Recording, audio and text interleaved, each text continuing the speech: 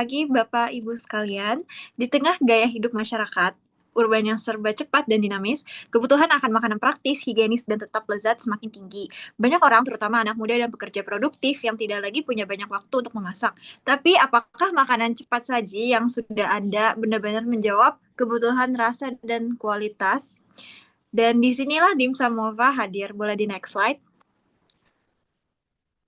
Dimsumova ingin menjawab keresahan konsumen dengan menghadirkan produk dimsum frozen yang gak cuma enak dan praktis, tapi juga memiliki karakter brand yang kuat, modern, dan relatable.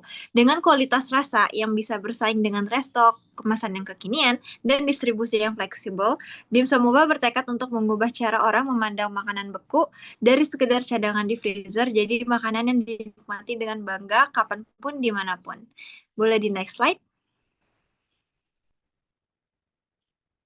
Nah, di sini rumusan masalahnya itu bagaimana meningkatkan brand awareness produk dimsum Bolognese, bagaimana menjaga kualitas dan tekstur produk selama penyimpanan dan pengiriman, bagaimana menjaga target pasar secara efektif melalui strategi pemasaran yang sesuai, bagaimana menekan biaya produksi agar tetap kompetitif, dan bagaimana mengedukasi pasar agar lebih mengenai dan tertarik terhadap produk. Oke, selanjutnya yaitu analisis situasi persaingan, keunggulan, dan kelemahan produk dimsum Bolognese. Di sini kita ada situasi persaingan, pasar dimsum saat ini sangat kompetitif, banyak brand yang menawarkan inovasi rasa. Lalu ada juga ada produk dimsum Bolognese ini masih masuk kategori jajanan fusion yang masih jarang ditemukan.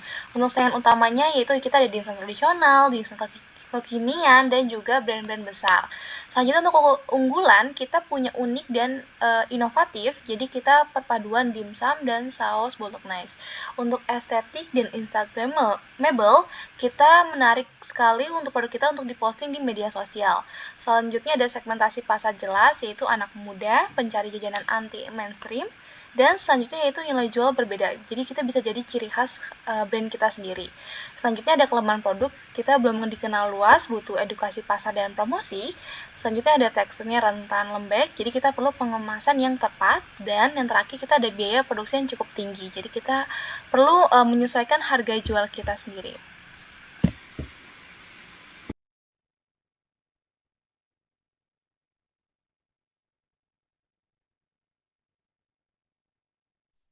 Tujuan pengembangan usaha yang pertama adalah meningkatkan brand melalui strategi digital marketing. Yang kedua, menjaga konsistensi kualitas dan penyajian produk. Yang ketiga, menunjukkan daya tarik visual untuk mempromosikan media sosial. Yang keempat, menentukan harga yang kompetitif dengan efisiensi biaya.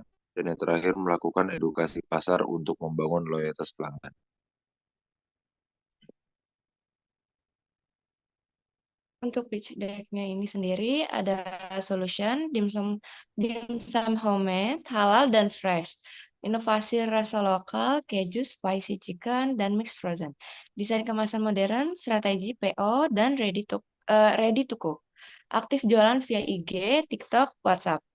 Untuk market size-nya sendiri, targetnya itu adalah mahasiswa dan pekerja muda urban.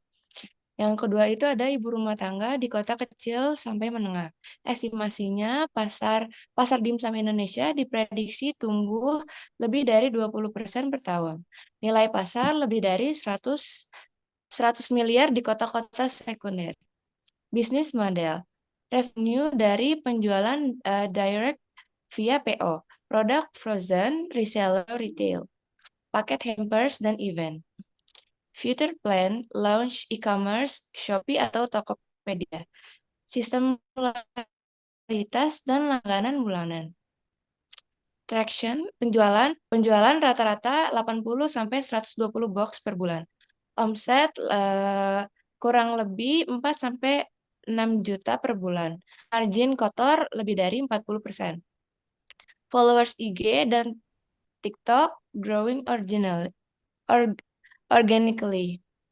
Distribusi via PO dan reseller.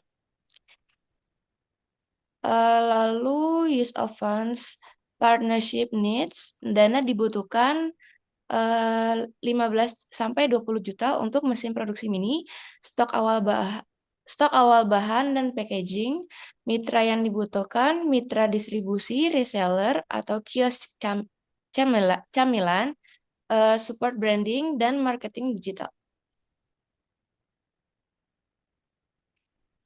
Oke. Udah kan? Oke, jadi melalui Dimsum Mova, kami nggak cuma ingin menjual dimsum, tapi kami ingin menciptakan pengalaman makan yang praktis, premium, dan penuh cerita. Kami percaya dengan potensi yang besar, positioning brand yang kuat, serta strategi yang relevan dengan kebutuhan konsumen modern. Dimsum Mova siap untuk bertumbuh bersama investor yang punya visi serupa. Karena di balik setiap ide besar dibutuhkan komunikasi yang jelas, terbuka, dan penuh kepercayaan. Maka dari itu, izinkan kami juga menjelaskan seperti apa gaya komunikasi kami saat berinteraksi dengan investor, termasuk bagaimana kami menjaga transparansi, membangun kolaborasi, dan menyampaikan rencana bisnis kami secara profesional tapi tetap utuh. Jadi yang pertama adalah kami menjelaskan gaya komunikasi profesional tapi tetap humanis. Yang kedua jelas terstruktur dan nggak basa-basi. Yang ketiga visual dan data driven. Yang keempat transparan dan siap ditanya. Dan kelima energik dan optimis. Sekian dari kami dari Dim Samova. Terima kasih.